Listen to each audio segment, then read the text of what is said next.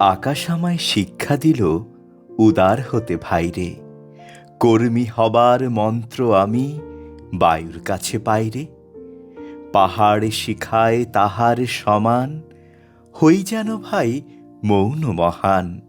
খোলা মাঠের উপদেশে দিল খোলা হই তাইরে। সূর্য আমায় মন্ত্রণা দেয় আপন তেজে জ্বলতে। চাঁদ শিখালো হাসতে মোরে মধুর কথা বলতে। ইঙ্গিতে তার শিখায় সাগর অন্তর হোক রত্ন আকর।